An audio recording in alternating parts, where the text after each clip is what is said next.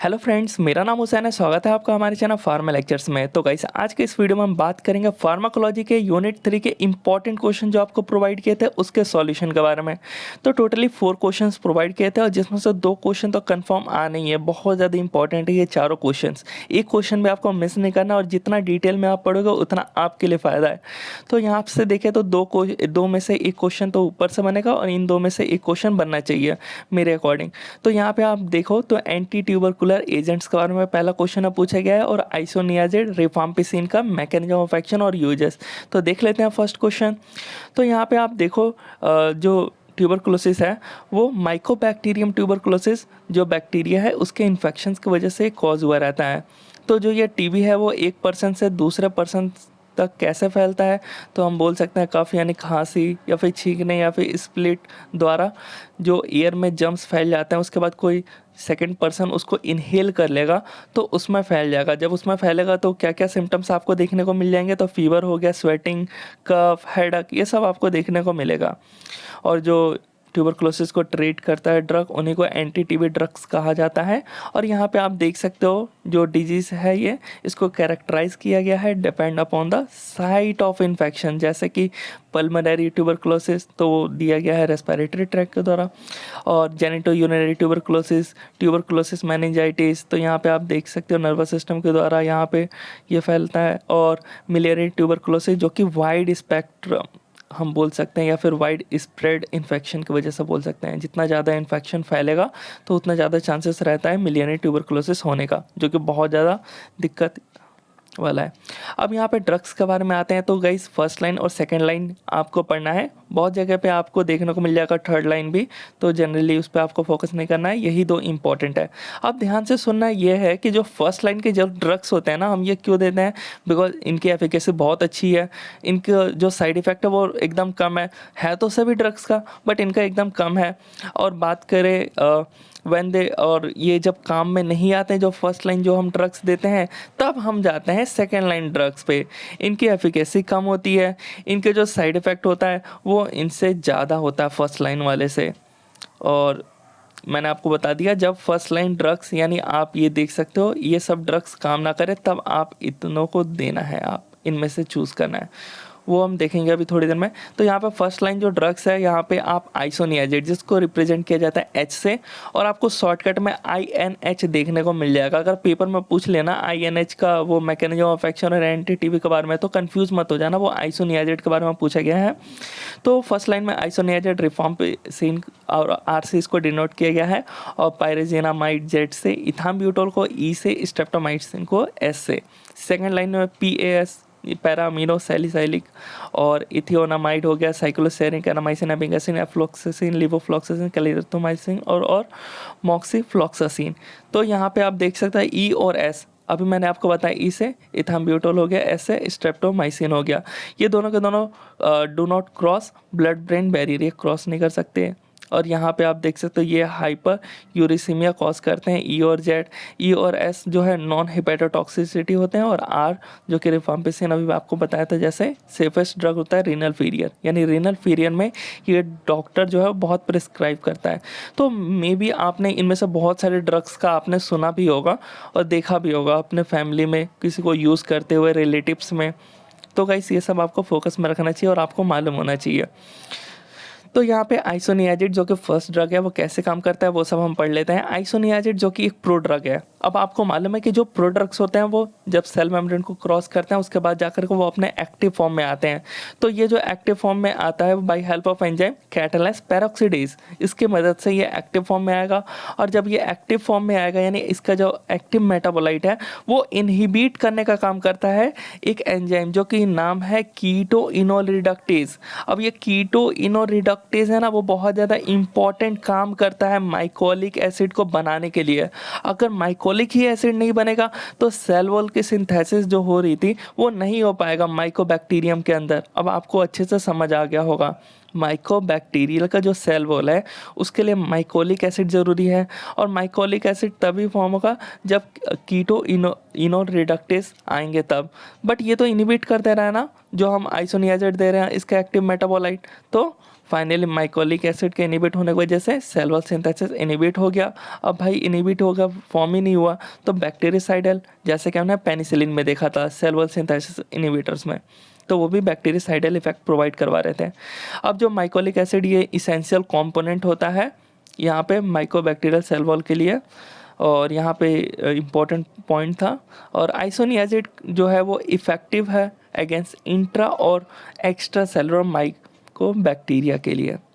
अब एडीआर का बात करें तो सभी ड्रग्स का होता है, बट यहाँ पे थोड़े मैंने ज़्यादा ही लिख रखे हैं तो आपको देख लेना है। मेनली आपको अनीमिया, ऑप्टिक अट्रोपी, सीजर्स आते हैं, गायनोकोमेस्टिया, फीवर, पेरिफेरल न्यूराइटिस।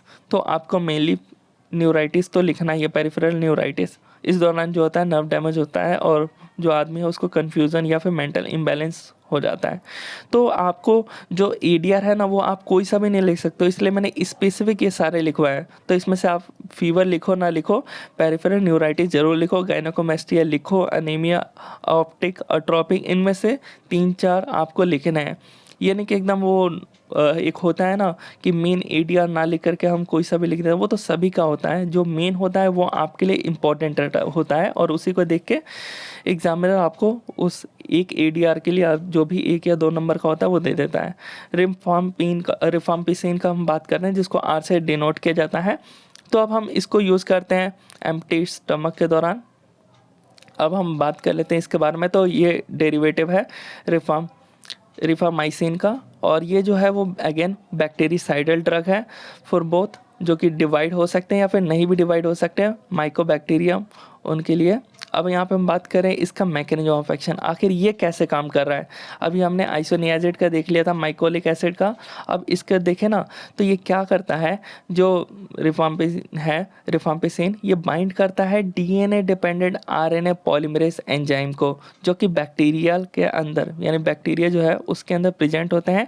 और ये डीएनए डिपेंडेंट आरएनए पॉलीमरेज के एक बीटा साइट होता है, बीटा सब यूनिट, वहाँ पर जाकर के ये बाइंड होंगे। और जैसे ही बाइंड होंगे ना उसके बाद आपको पता है डीएनए आरएनए के लिए बहुत रोल होता है डीएनए डिपेंडेंट आरएनए पॉलीमरेज का, जिसकी वजह से आरएनए की जो सिंथेसिस होती है ना वो रुक जाती है। अब भाई आरएनए की सिंथेसिस रुक गई तो प्रोटीन सिंथेसिस नहीं फॉर्म होगा, प्रोटीन सिंथेसिस फॉर्म नहीं होगा तो जो बैक्टीरिया उसको ग्रो होने के लिए चाहिए ना जो भी कुछ प्रोटीन्स, वो नहीं है तो ग्रो ही नहीं होगा, ना ही मल्टीप्लिकेशन होगा, कुछ होगा ही नहीं, तो पूरा डेड हो जाएगा। डेड होगा यानी बैक्टीरियासाइडल एक्टिविटी इसने शो किया है।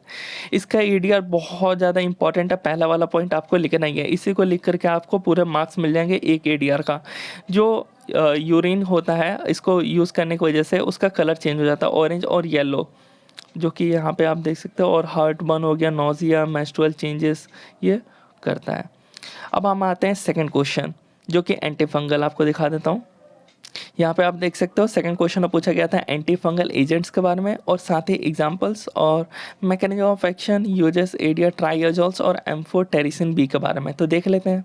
तो गाइस देख लेते हैं एंटी फंगल एजेंट्स के बारे में, आखिर ये क्या होते हैं। सबसे पहले जो एंटी फंगल एजेंट्स, ये जो ड्रग्स होता है वो ट्रीट करता है फंगल इन्फेक्शन को। कैसे करेंगे, तो जो सिंथेसिस होती है फंगल के सेल मेम्ब्रेन उसको इनिबिट करके, या फिर सेल वॉल कंपोनेंट को, या फिर मेम्ब्रेन की परमिएबिलिटी को, या फिर सिंथेसिस जो हो रहा है न्यूक्लिक एसिड डीएनए आरएनए की सिंथेसिस हो रही है उसको इनिबिट करके ये ट्रीट करता है।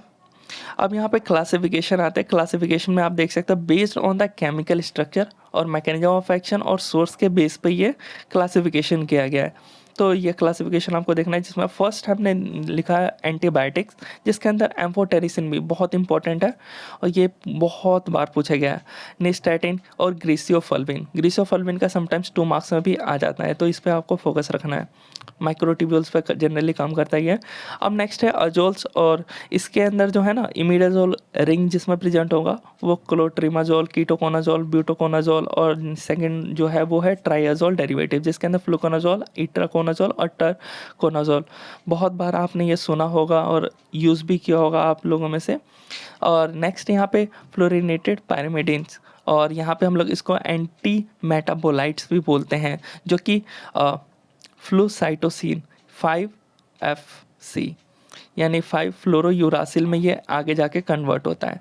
तो वो एंटी मेटाबोलाइट एक्शन यानी वही डीएनए आरएनए को इनहिबिट करने का काम करेगा, उनके सिंथेसिस को। तो वो हम आगे देखेंगे। चिटिन सिंथेस इनहिबिटर के अंदर निकोमाइसिन जेड और एलिलामीन के अंदर टर्बिनाफिन आता है। अब नेक्स्ट है based on the route of administration, जो वे है एडमिनिस्टर करने का डोज का ड्रग का, तो उस पर बांटा गया है। तो देखा गया है इसके अंदर जो ड्रग सबक्यूटेनियस और सिस्टमिक, सबक्यूटेनियस जो कि आपको मालूम है स्किन के अंदर की जो लेयर होती है सबक्यूटेनियस वाली, और सिस्टमिक यानी ब्लड के द्वारा दिया जाने वाला, ये सब ड्रग्स हैं। जैसे एम्फोटेरिसिन भी हो गया, फ्लूकोनाजोल हो गया, और फ्लूसाइटोसिन हो गया, इट्राकोनाजोल, कीटोकोनाजोल हो गया। नेक्स्ट है जो ड्रग फॉर सुपरफिशियल माइकोसिस, मतलब जो आपके सरफेस, जो ऊपरी भाग जो स्किन का है ना सरफेस, उसके ऊपर देने के लिए ये सब ड्रग है। जैसे क्लोट्रिमाजोल, इकोनाजोल, ग्रीसियोफल्विन और निस्टैटिन, ये सब सरफेस पे दिया जाता है, जो कि आगे जाके पेनिट्रेट करके वो ठीक करेगा। अब न्यूएस्ट एंटीफंगल जो कि अभी है वो है इचिनोकैंडिन्स। अब इसके अंदर हम देखेंगे, इसका भी फंक्शन हम देखेंगे। जनरली ये पूछा गया नहीं बट अभी आ गया है तो वो मैंने मेंशन कर दिया है। अब यहाँ पे देखो, ये रहा फंगल सेल। अब फंगल सेल के अंदर आपको यहाँ पे दिख रहा होगा डीएनए आरएनए की सिंथेसिस हो रही है। ये रहा उसका सेल मेम्ब्रेन। अब सेल मेम्ब्रेन, सेल वॉल यहाँ पे है, तो आपको मैंने इसको जूम करके बनाया है, तो यहाँ पे आपको देख के समझ आ रहा होगा अच्छे से। ये पूरा इतना बड़ा स्ट्रक्चर है, ये जो आप इतना सा देख रहे हो ना, ये पूरा इतना बड़ा स्ट्रक्चर है। अब ध्यान से आपको ये सुनना है कि जो सेल मेम्ब्रेन है, उसके सबसे पहले तो इसके बारे में बात करते हैं। सेल वॉल, सेल वॉल जो कि 3 है इसमें कंपाउंड, एक तो प्रोटीन हो गया और बीटा ग्लूकेन हो गया और एक चिटिन हो गया। इन तीनों से मिलकर के यहाँ पे सेल वॉल फॉर्म हुआ है। उसके बाद यहाँ पे आप देख रहे हो अर्गेस्ट्रोल, ये सब। तो गाइस क्या होता है कि जो फंगल सेल है ना, सेल के अंदर की बात कर रहा हूँ, इनसाइड में क्या होता है, इस स्क्वेलिन जो होता है वो प्रेजेंट होता है। मैं अंदर की साइड बात कर रहा हूँ। अब स्क्वेलिन क्या होता है, वो कन्वर्ट होता है स्क्वेलिन इपोक्साइड में। अब इस स्क्वेलिन जो इपोक्साइड है वो कन्वर्ट होता है लेनोस्टेरॉल में। अब ये लेनोस्टेरॉल जो है ना, ये कन्वर्ट होता है अर्गेस्ट्रॉल में। वो हम देखेंगे कौन सा कंपाउंड यहाँ पे लग रहा है, जो कि CP45014 अल्फा मिथाइल वो लग रहा है। वो अभी मैं आपको वो सब बताऊंगा, अजोल्स का मैकेनिज्म ऑफ एक्शन में देखेंगे। तो गाइस क्या हो रहा है ना, जब ये कन्वर्जन हो रहा है ना, तो यहाँ पे फाइनली अर्गेस्ट्रॉल का ही काम है कि मेंटेन करना। ये जो सेल मेम्ब्रेन आप देख रहे हो ना, ये सब काम अर्गेस्ट्रॉल का ही है। यानी अगर अर्गेस्ट्रॉल फॉर्म ना हुआ तो ये पूरा डिसफंक्शन हो जाएगा, मतलब रैप्चर हो जाएगा, और ये प्रॉपर वो नहीं हो पाएगा, फॉर्म नहीं हो पाएगा। जो सेल मेम्ब्रेन है वो, उसका सारा काम, मेंटेनेंस, हर एक चीज़ का काम है अर्गेस्ट्रॉल का। तो क्या होता है कि जो टर्बिनाफिन आप देख रहे हो ड्रग, ये स्क्वेलिन इपोक्साइड में कन्वर्ट नहीं होने देता। यानी ये फर्स्ट स्टेप में क्रॉस कर दिया, यानी आगे कुछ भी फॉर्म ही नहीं होगा। यानी बहुत अच्छी ड्रग है ये। अब सेकंड की बात करें तो अजोल्स यहाँ पे आ रहे हैं।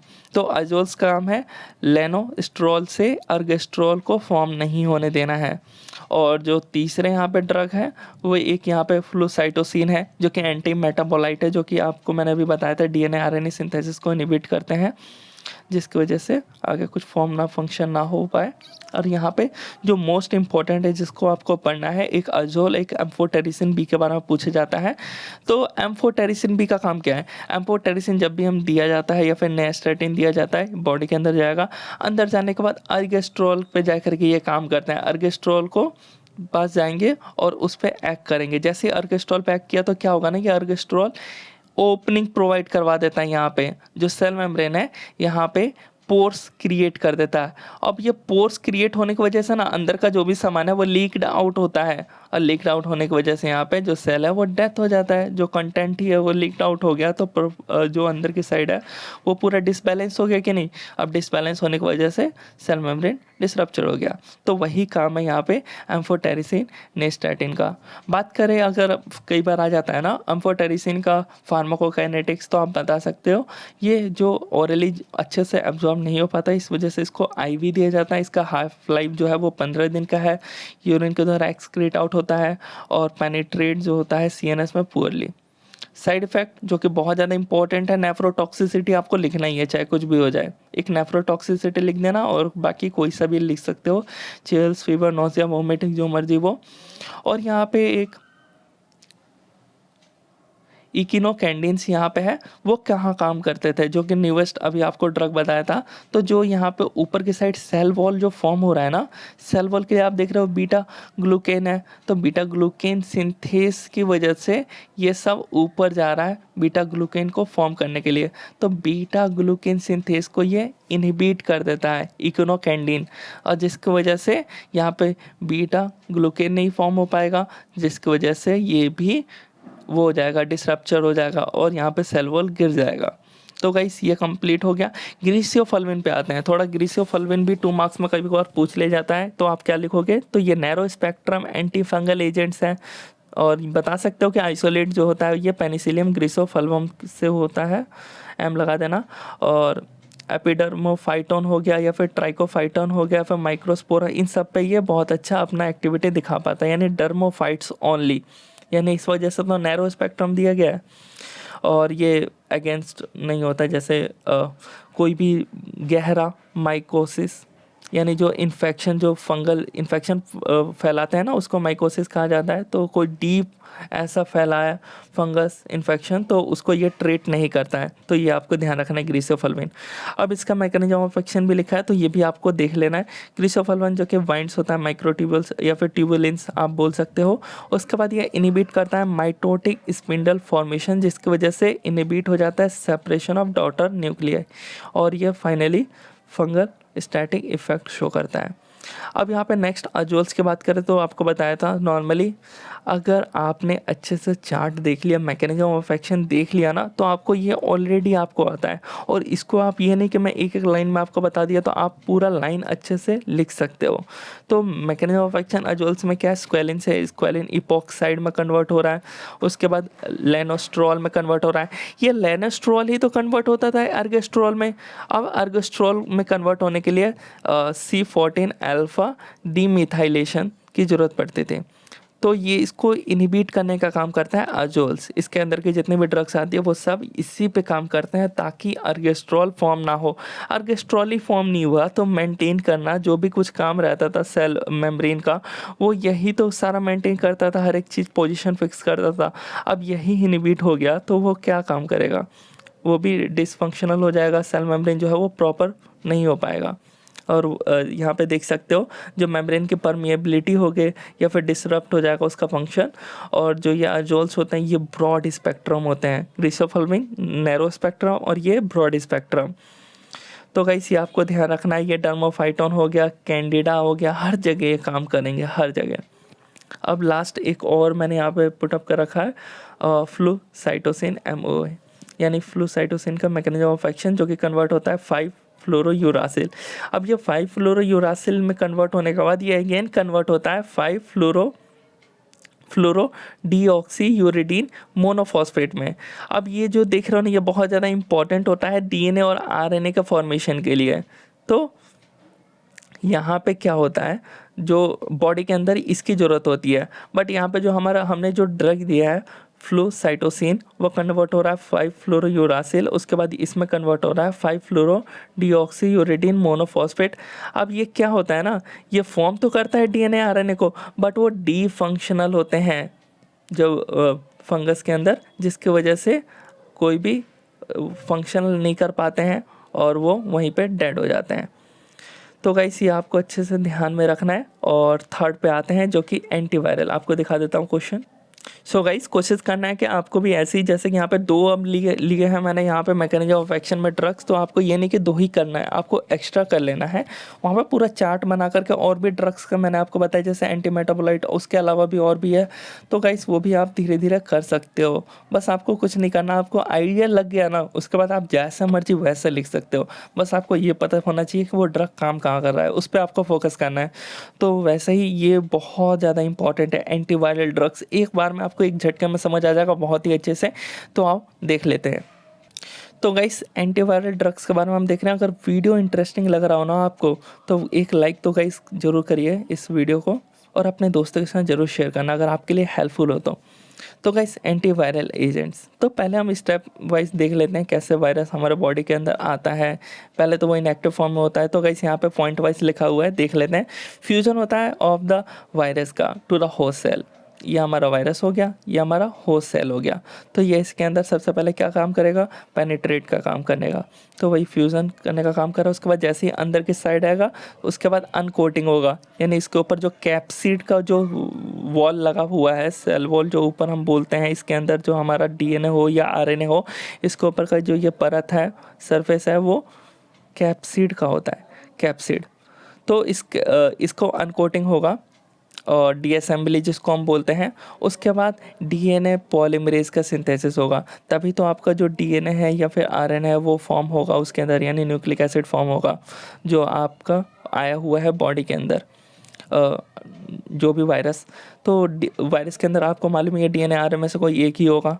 उसके बाद जैसे ही ये फॉर्म होगा उसके बाद यहाँ पे आप देख सकते हो लेट प्रोटीन सिंथेसिस। अब ये लेट प्रोटीन सिंथेसिस जो होता है ना, ये आगे चल के जो एक आप वायरस आया हुआ बॉडी के अंदर उसकी वजह से ये बहुत सारे जो बन रहे हैं ना, वो लेट प्रोटीन सिंथेसिस की वजह से बन रहे हैं, ताकि ये सब अब एक्टिव हो चुके हैं इतने सारे। अब ये सब जा कर के डिस्ट्रॉय करेंगे जो होस्ट को, और दूसरे दूसरे सेल में जाके घुसेंगे और अफेक्ट करेंगे। तो वही है, वही बताया गया है, पैकेजिंग और असेंबली होगा वायरल पार्टिकल्स का, उसके बाद रिलीज़ होंगे, उसके बाद वो जा कर के इन्फेक्शन फैलाना स्टार्ट कर देंगे। और यहाँ पे जो एंजाइम है वो भी लिखा हुआ है कि रिलीज़ करने का, एक बार एंटर तो हो गया सेल के अंदर, उसके बाद एक्सोसाइटोसिस कैसे होगा, बॉडी के बाहर जाना, मतलब एक सेल से दूसरे सेल, उस सेल से निकलने के लिए, तो न्यूरो मिनी डिस्क एंजाइम जो है वो एक्सोसाइटोसिस करवाता है ताकि वो निकले। अब देखते हैं एकदम अच्छे से फ्लो चार्ट में आपको समझ आने वाला है बिल्कुल ईजी वे में, और कैसे ड्रग्स हम यूज़ करते हैं वो भी आपका यहीं पे क्लियर हो जाएगा। आपको बिल्कुल टेंशन लेने की ज़रूरत नहीं है, आपको यही चार्ट बना के आना है और इससे आपका जो भी ड्रग्स हो गया और कैसे काम करता है वो सब यहीं पे आज समझ लोगे आप। तो गाइस ये रहा हमारा क्या है, ये वायरस है। वायरस सबसे पहले आता है तो क्या देखता है, अपना रिसेप्टर, जिस रिसेप्टर से वो एंटर हो होस्ट सेल के अंदर, तो वो आया, रिसेप्टर पर बाइंड हुआ, यानी अटैचमेंट हुआ, यानी इसी को हम recognition of receptor specific host cell, तो वही बोला गया है। उसके बाद जैसे ही बाइंड होगा तो एंट्री होगा, तो एंटर होने का तो ये क्या कैसे होता है, तो एंडोसाइटोसिस या मेम्ब्रेन फ्यूजन की मदद से एंटर होगा। और जैसे ही एक बार एंटर हो गया तो उसके बाद जो कैप्सिड का ये ऊपर का लेयर हो वो अनकोटिंग होगा। अब ये अनकोटिंग होगा तो कैसे, तो डीअसेंबली होगा, जिसकी वजह से अंदर का जो कंटेंट है यानी वायरल जीनोम, चाहे वो आरएनए हो चाहे वो डीएनए हो, वो हो निकलेगा। तो उससे पहले आपका, मैंने आपको जैसे कि बताया था, डीएनए पॉलीमरेज का सिंथेसाइज होगा और यही वो काम करेगा कि जो भी यहाँ पे डीएनए आरएनए है उसको फॉर्म करने का, न्यूक्लिक एसिड का। और यहाँ पे कोई सा भी हो, तो अगर डीएनए हुआ तो उसका रेप्लिकेशन होगा, रेप्लिकेशन होगा तो यहाँ पे वायरल जो डीएनए है उसका रेप्लिकेशन हुआ, और रेप्लिकेशन होने से एमआरएनए फॉर्म हुआ। उसके बाद ट्रांसक्रिप्शन और ट्रांसलेशन, तो वही यहाँ पे आप देख सकते हो, रेप्लिकेशन हुआ, उसके बाद ट्रांसक्रिप्शन में एमआरएनए फॉर्म हुआ, और ट्रांसलेशन के दौरान प्रोटीन्स फॉर्म हुआ। अगर यहाँ पे डीएनए की जगह पे आरएनए हुआ तब क्या होगा, तो आरएनए डायरेक्ट ट्रांसलेशन करेगा, यानी प्रोटीन की सिंथेसिस करेगा। तो यहाँ पे प्रोटीन आप देख रहे हो फॉर्म हो चुका है। अब आपको ये सुनना है कि ये प्रोटीन फॉर्म हुआ है, इसका पैकेजिंग होगा और असेंबलिंग होगा, जिसकी वजह से अब ये पैकेजिंग असेंबलिंग की वजह से ना यहाँ पे बहुत सारे, अब एक वजह से बहुत सारे फॉर्म हो चुके हैं यहाँ पे न्यूली प्रोड्यूस्ड वायरल एलिमेंट्स, ये जो कि फैलाएंगे इन्फेक्शन दूसरे दूसरे सेल में जा कर के। तो ये क्या करेंगे, ये अब रिलीज़ होंगे वायरस कैस के द्वारा। तो मैंने अभी आपको एंजाइम बताया था, न्यूरामिनिडेज एंजाइम बोला है, तो ये जा कर के और रिलीज़ करवाएगा, और जिसको जैसे जो हमारा वायरस है वो एक सेल से दूसरे सेल में जाएगा थ्रू एक्सोसाइटोसिस, और या फिर जो हमारा ये सेल है ना, अब इतना बड़ा सेल है, इसके अंदर ज़्यादा हो ही जाएगा तो ये बस्ट हो जाएगा। ये बस्ट होने की वजह से भी दूसरे एंटर हो जाएगा अब दूसरे सेल में। तो वही लाइसिस लिखा है। ड्रग कहाँ काम करते हैं, तो सबसे पहला जो ड्रग है वहाँ पे एंट्री पॉइंट पर जो एंट्री हो रहा है ना, उस एंट्री को ही रोक देगा। एन्फोवेटिडिन हो गया, मैरावीट वायरोक हो गया, थोड़ा दिख नहीं रहा, और डोकोसोनेल हो गया, और पालीविजुमैब हो गया। तो ये सब एंट्री पॉइंट पर काम करते हैं। उसके बाद अनकोटिंग के लिए एमेंटेडिन हो गया, रेमेंटेडिन हो गया। ये सब अनकोटिंग जो हो रहा है ना, मतलब कैप्सिड लेयर ब्रेक हो रहा है ना, तो वो ना होने देगा इसको यूज़ करने से इन ड्रग्स का। अब अनकोटिंग ही नहीं होगा तो अंदर का जो वायरल जीनोम है वही नहीं निकलेगा। अब निकलेगा ही नहीं तो आगे फर्दर कोई प्रोसेस नहीं होगा। उसके बाद डायरेक्ट आपका यहाँ पर जो प्रोटीन्स फॉर्म हो रहे हैं ना, ट्रांसलेशन जो mRNA से या फिर RNA से जो यहाँ पे फॉर्म हुए थे, RNA ट्रांसक्रिप्शन के या फिर उसके अंदर ऑलरेडी प्रेजेंट था, उसका प्रोटीन फॉर्म हो रहा था, तो उस प्रोटीन जो फॉर्म हो रहा है उसको इनिबिट करने के लिए प्रोटीएस इनिबिटर्स दिया जाता है। और उसके बाद अगर बात करें जो पैकेजिंग असेंबली हो रहा है जिसकी वजह से न्यूली प्रोड्यूस्ड हो रहे हैं, तो उस पैकेजिंग जो हो रहा है भेजने के लिए अब ट्रांसपोर्ट होता है ना एक बार पैकेज होने के बाद, तो वही रिफाम्पिसिन वहीं पे काम करता है कि नहीं स्टॉप करो, ये कहीं नहीं जाएगा। और जो रिलीज़ करवा रहा था एंजाइम न्यूरामिनिडेज जो कि एक्सोसाइटोसिस के द्वारा कि एक सेल से दूसरे सेल में भेजने का काम कर रहा था, उसी को इनिबिट करने के लिए न्यूरामिनिडेज इनिबिटर्स दिया जाता है। तो यही सारे ड्रग्स हैं। और उसके अलावा यहाँ पे आप देख सकते हो लाइन वाइज लिखा था वैसे तो मैंने, बट आपको मैंने बीच बीच में बता दिया। जो फर्स्ट आपने देखा एंट्री पॉइंट पर काम करता है, सेकंड अनकोटिंग पे काम करता है, और जो सेकंड अनकोटिंग पे काम करता है, और थर्ड ये जनरली होगा फॉर्मी वर्सन जो कि काम करता है इनिबिट करता है अर्ली प्रोटीन सिंथेसिस को। जैसे कि मैंने आपको बताया था डीएनए पॉलीमरेज सिंथेसाइज हो रहा है तभी तो आरएनए और डीएनए फॉर्म होगा, तो इसी को जाकर के ये इनिबिट कर देता है फॉर्मी विसेन, जिसकी वजह से डीएनए पॉलीमरेज सिंथेसाइज नहीं हुआ तो आगे चल के ये कुछ सिंथेसाइज नहीं होगा। उसके अलावा एंटी मेटाबोलाइट्स दिया जाता है और रिवर्स ट्रांसक्रिप्टेस इनिबिटर्स दिया जाता है ताकि जो डीएनए आरएनए फॉर्म हो रहे हैं वो डीएनए आरएनए फॉर्म ना हो पाए। उसके अलावा आपको मैंने बता रखा है प्रोटीन इनिबिटर्स ये दिया जाता है, रिफाम्पिसिन ये सब दिया जाता है। अब आते हैं असाइक्लोविर का मैकेनिज्म ऑफ एक्शन जो कि बहुत ज़्यादा इंपॉर्टेंट होता है। ये जो असाइक्लोविर आप देख रहे हो ये मेनली हर्पीस वायरस के लिए दिया जाता है। हर्पीस वायरस जो फैलता है ना तो इसका बहुत ज़्यादा यूज़ होता है, बहुत ही ज़्यादा। तो देख लेते हैं असाइक्लोविर जो कि जब हम देंगे तो ये इनएक्टिव फॉर्म में होता है, इनएक्टिव। अब ये एक्टिव फॉर्म होने के लिए सबसे पहले तो थाइमिडिन काइनेज की मदद से कन्वर्ट होता है मोनोफॉस्फेट में, और उसके बाद सेलुलर काइनेज की मदद से असाइक्लोवेट ट्राइफॉस्फेट जो कि एक्टिव फॉर्म है ये वाला। अब ये एक्टिव फॉर्म के बाद क्या काम करेगा, इनिबिट कर देगा या फिर इनएक्टिव कर देगा डीएनए पॉलीमरेज को, जिसकी वजह से वायरल डीएनए के सिंथेसिस नहीं होगा। इतनी देर से मैं आपको यही तो बताना चाह रहा था, डीएनए पॉलीमरेज का काम है डीएनए आरएनए के सिंथेसिस को, तो ये इसी को इनिबिट जब कर देगा असाइक्लोविर तो फर्दर आगे कुछ काम ही नहीं हो पाएगा। तो सो एंटी वायरल इफेक्ट अब जो है इसका हम यूज़ कर सकते हैं टॉपिकली भी, ऑरली भी, आईवी के द्वारा भी, इंट्रावेनस के द्वारा भी। प्राइमरी एक्सक्रीटेड होता है किडनी के द्वारा। इसका यूज़ किया जाता है ट्रीटमेंट ऑफ म्यूकोक्यूटेनियस और genital herpes and also for the prophylaxis of herpes infection। और एड्स के दौरान मतलब क्या होता है ना, एड्स के दौरान ना बहुत सारे डिजीज हैं जैसे कि हर्पीस इन्फेक्शन फैल जाता है। क्यों फैलता है, रीज़न ये है ना कि जो इम्यूनिटी है ना वो आदमी की लो हो जाती है। एक आदमी उसकी एड्स के दौरान जो है ना उसकी इम्यूनिटी वीक होती है ताकि बहुत सारे अदर्स जैसे कि हर्पीस इन्फेक्शन, इम्यूनो कॉम्प्राइड पेशेंट जैसे कि जिसकी इम्यूनिटी कमज़ोर है उसमें ये सब होने लगता है। तो यही असाइक्लोविर उन पर प्रीफर किया जाता है ताकि बाकी के इन्फेक्शन को वो ट्रीट करे एड्स के अलावा। और यहाँ पे आते हैं नेक्स्ट जो कि लास्ट वन क्वेश्चन है एंटी मलेरियल एजेंट्स पे। तो गाइस एंटी मलेरियल एजेंट्स के बारे में देख लेते हैं। दीज आर ड्रग्स, ये ऐसे ड्रग्स हैं जो ट्रीट करते हैं मलेरिया को। मलेरिया क्या होता है, मलेरिया आदमी के अंदर जो कि प्रोटोजोआ पैरासाइट की वजह से फैलता है, जो कि प्लाज्मोडियम का वो प्रोटोजोआ पैरासाइट होता है। अब कैसे होता है वो सब अभी आपको इटियोलॉजी में ऑलरेडी समझा रखा हूँ, दोबारा समझा देता हूँ, आपको बहुत ही अच्छे से समझ में आएगा।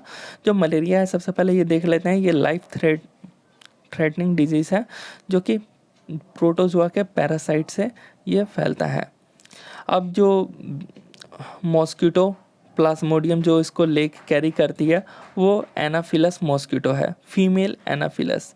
तो इसका नाम भी आ सकता है, इसके बारे में आ सकता है, इसके बाइट की वजह से ये प्रॉब्लम होती है। तो अब हम देखें मलेरिया जो पैरासाइट यानी प्लाज्मोडियम जो है ये अंडर को यानी लीवर सेल के अंदर पहले जाएगा, वहाँ पे इसका प्राइमरी डेवलपमेंट होगा और इसी को प्री एराइथ्रोसाइटिक स्टेज कहा जाता है, जो कि मलेरिया कॉज होता है बाय अफेक्टिंग लिवर। उसके बाद ये जाएगा आरबीसी के पास और आरबीसी को डैमेज करेगा, तभी तो आपको जो फीवर होता है और जो फीवर और चिल्स, बुखार उखार, ये सब उसी टाइम पे लगेगा जब तक वो आरबीसी को अफेक्ट ना करे। और आरबीसी पे जब तक अफेक्ट नहीं करेगा, डॉक्टर जो है वो प्रेस्क्राइब नहीं करता है आपको कि आप जाकर ब्लड टेस्ट करवाओ। तो वही जब तक आरबीसी को डैमेज नहीं करता तब तक वो सिम्टम्स आपको दिखेंगे नहीं, वो जो चाहिए सिम्टम्स, तो वो उसी टाइम पे देखेंगे और तभी डॉक्टर प्रेस्क्राइब करता है। तो आते हैं और समझते हैं बहुत अच्छे से। 2 साइकिल चलता है, एक तो फीमेल एनाफिलस एक बॉडी के अंदर हमारे जो ह्यूमन, और एक मॉस्किटो के अंदर। क्या होता है, इसने प्लाज्मोडियम कैरी किया हुआ है। तो जैसे इसने अपना स्पोरोजोइट्स जो कि बाइट करके और थोड़ा सा ब्लड ले करके और इसने छोड़ दिया स्पोरोजोइट्स, तो ये स्पोरोजोइट्स आते हैं लीवर सेल के पास, यहाँ पे आके ग्रो होने लगते हैं। फर्स्ट टाइम एनाफिलस मॉस्किटो ही जो है वो मलेरिया कॉज करवा सकती है, उसके अलावा कोई नहीं। और जब आदमी में मलेरिया कॉज हो गया, उसके बाद नॉर्मल मॉस्किटो भी किसी आदमी को काट ले तब भी मलेरिया कॉज हो जाएगा। तो वही आपको समझाना चाह रहा हूँ कि फर्स्ट एनाफिलस मॉस्किटो है, इसने काटा और स्पोरोजोइट्स भेज दिया एक तरह से प्लाज्मोडियम को। उसके बाद जैसे ही ये बॉडी के अंदर गया, लीवर सेल के पास जाएगा, क्योंकि अभी वो कम अमाउंट में, वहाँ पे जाके डिवाइड होते होते होते होते हज़ारों लाखों के तादाद में हो जाएगा। उसके बाद जैसे लीवर सेल में अच्छे से ग्रो हो गया तो इसको डैमेज करेगा। डैमेज करने के बाद निकलेगा सीजियॉन्स फॉर्म में। सीजियॉन्स फॉर्म में निकलने के बाद अब यानी अंडे फॉर्म आप बोल सकते हो एक तरह से, और ये जाएगा आरबीसीज के पास। तो ये फूट करके मीरोजॉइट्स उसके अंदर से निकलते हैं और ये जाते हैं आरबीसी के अंदर। आरबीसी के अंदर गए और आरबीसी के अंदर जाकर डिस्ट्रॉय करना स्टार्ट किया। डिस्ट्रॉय करने के बाद अगेन जो निकलेंगे वो मीरोजॉइट्स आपके निकलेंगे। और ये मीरोजॉइट्स क्या करेंगे, देखो कुछ तो आरबीसी को डैमेज करके मीरोजॉइट्स से निकलेंगे, एक हो गया, और कुछ गैमीट्स वहाँ पे फॉर्म होंगे यानी अंदर ही अंदर। और जैसे ही गैमीट्स फॉर्म होंगे, ये पूरा आपका आरबीसी है, आरबीसी के अंदर मीरोजॉइट्स भी है, गैमीट्स भी फॉर्म हो रहे हैं, क्योंकि ये जो आए हैं मीरोजॉइट्स वो एग फॉर्म में फॉर्म हो रहे हैं। तो ये जो गैमीट्स है वो अब क्या होगा, उनका अलग काम है और मीरोजॉइट्स का अलग काम है। मीरोजॉइट्स का काम है कि जो आरबीसी को हमने एक बार डिस्ट्रॉय कर दिया, तो अब दूसरे बार जो आरबीसी नए वाले हैं उनको फिर अफेक्ट करो और ये साइकिल चलाते रहो। एराइथ्रोसाइटिक साइकिल इसको बोला गया है। तो ये साइकिल चलती रहेगी जब तक सारे जितने आरबीसीज हैं उनको ये डिस्ट्रॉय ना कर ले, तब तक ये चलती रहेगी। और साथ ही जो गैमीट्स जब फॉर्म हो जा रहे होंगे ना इनके अंदर, और वो बस्ट होने के बाद जो गैमीट्स आ गए होंगे, उसके बाद कोई भी नॉर्मल मॉस्किटो आएगा, वो काटेगा, बाइट करेगा, उसके बाद वो क्या होगा, गैमीट इसके अंदर चला जाएगा। 2 गैमीट होते हैं, मैक्रो और माइक्रो। मैक्रो मतलब बड़ा, और ये फीमेल गैमिट होता है। और जो माइक्रो होता है, माइक्रो यानी छोटा, और ये मेल गैमिट होता है। तो गाइस ये इसके अंदर जाएगा, अंदर जाने के बाद आपस में मिक्स होंगे, जाइगोट फॉर्म होगा, आपको पता है। उसके बाद ओकाइनेट्स, उसके बाद ओसिस्ट फॉर्म होगा, उसके बाद फाइनली वो इसके सलाइवा में आ जाएगा जो मॉस्किटो है उसके। और अगेन ये जब भी किसी नए पर्सन यानी किसी भी नॉन इन्फेक्टेड मलेरिया पेशेंट को काटेंगे तो उसको मलेरिया हो जाएगा। तो गाइस इस तरह से ये साइकिल चलता है। अब यहाँ पे आप देख सकते हैं anti malaria drugs 4 amino quinolines हो गया, और क्विनोलिन मीथानॉल हो गया उसके बाद सिंकोन एल्कोलॉइड्स, बिगोनाइड्स और डायअमीनो पायरिमिडीन हो गया, 8 अमीनो क्विनोलिन्स हो गया, सल्फोनामाइड। तो गाइस यहाँ पे आप देख सकते हो टोटल 10 यहाँ पे लिखा हुआ है, इसके अंदर सभी का ड्रग्स लिखा हुआ है। और मेनली इसके अंदर क्लोरोक्विन्स, क्विनिन, मैफ्लोक्विन, इन्हीं के मैकेनिज्म ऑफ एक्शन पूछा गया है, इस वजह से इन्हीं के मैंने लिखा है। और बाकी के आपको नोट्स में मिल जाएंगे बाद में। तो गाइस ये पीडीएफ भी आपको मैं अभी अपलोड कर दूंगा कुछ टाइम बाद। तो गाइस ये थोड़ा सा इसमें एडिशन कर लूँगा। और यहाँ पे देख सकते हो क्लोरोक्विन, क्विनिन, मैफ्लोक्विन कैसे काम करते हैं। बॉडी के अंदर हीमोग्लोबिन है, आपको भी पता है। तो क्या होता है, जब वो लीवर सेल से निकलते हैं ना, लीवर सेल से जैसे निकले सीजियॉन्स फॉर्म में, वो आएंगे हीमोग्लोबिन के पास। इसका ग्लोबिन जो है वो न्यूट्रिशन समझ के एक तरह से ये अपने अंदर यूटिलाइज कर लेंगे, ले लेते हैं। और जो हीम होता है ना, हीम बचा हुआ इसका, ग्लोबिन ले लिया तो हीम बचा। हीम ही जो है इनके लिए टॉक्सिसिटी इफेक्ट प्रोड्यूस करता है, यानी इनको मार देगा। तो ये बहुत चालाक होते हैं, ये क्या करते हैं कि हीम पॉलीमरेज की मदद से जो हीम है ना वो हीमोजॉइन में कन्वर्ट हो जाता है, जो कि नॉन टॉक्सिक होता है इन प्लाज्मोडियम के लिए। तो गाइस आप देख सकते हो कैसे इन्होंने काम किया। तो क्या होता है जब हम ये ड्रग्स देते हैं ना, क्लोरोक्विन, क्विनिन, मेफ्लोक्विन, ये इनहिबिट कर देते हैं हीम पॉलीमरेज को, जिसकी वजह से हीमोजॉइन फॉर्म नहीं हुआ। हीमोजॉइन फॉर्म नहीं हुआ तो जो हीम है वो टॉक्सिक इफेक्ट प्रोड्यूस करता है प्लाज्मोडियम को और उसको किल कर देते हैं। बात खत्म, सिंपल सा। तो गाइस इस तरह से ये काम करते हैं। उसके अलावा भी मैं देखता हूँ आपको नोट्स प्रॉपर आपको प्रोवाइड करवाने के लिए एक तरह से आपको प्रॉपर अच्छे से आइडिया लग गया है क्या क्या पढ़ना है, क्या क्या लिखना है, हर एक चीज़। और गाइस अभी इतना कम टाइम है, इसकी वजह से एकदम डिटेल में नहीं खींचा जा रहा हर एक टॉपिक को, जिसकी वजह से आप भी थोड़ा समझ सकते हो। तो गाइस कोशिश करें कि जल्दी से जल्दी आपको सारे जो है 3 यूनिट कंप्लीट हो चुके हैं, 2 यूनिट इसके बचे हुए हैं। तो गाइस अब मैं ट्राई करूँगा कि आपको जो बायोफॉर्म है उसको खींचने के लिए, बिकॉज वो उसका एक भी यूनिट नहीं हुआ है, मैट कैम्प का भी कंप्लीट हो चुका है 2 यूनिट्स। तो गाइस मिलते हैं नेक्स्ट वीडियो में।